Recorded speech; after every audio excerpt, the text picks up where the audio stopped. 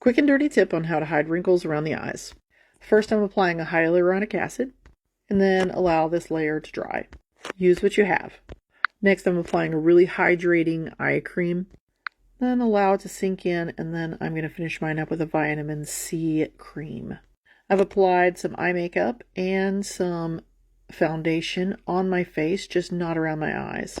Then I'm working some of that e.l.f. Poreless Putty Primer right around my eyes. Now I want you to see the difference between the eyes. Right away, there's a brightness on the one on the right. So let's go ahead and make them the same. Brighten both of them up. Now this may be enough for a lot of you. For those who need a little bit more coverage, I'm taking a orange concealer to get rid of a little bit of blue. And I just mixed it with a little bit of that e.l.f. Poreless Primer. So it's just a tiny little bit that went in there.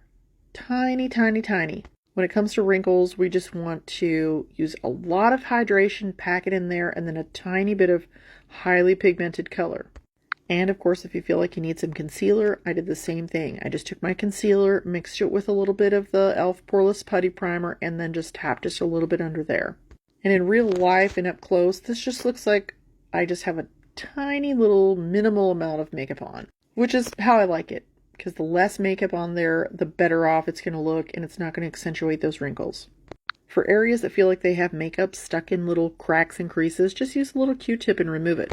And take a little bit of that Poreless Putty Primer and hit it real quick with it.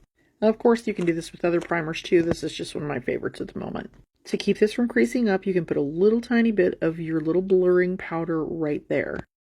And then with your blush, I'm putting it right on the cheekbone, and then just blend it until it's soft right around the eyes. You don't want to get it too close to your eye. Feel free to ask a question in the chat, and thanks for watching.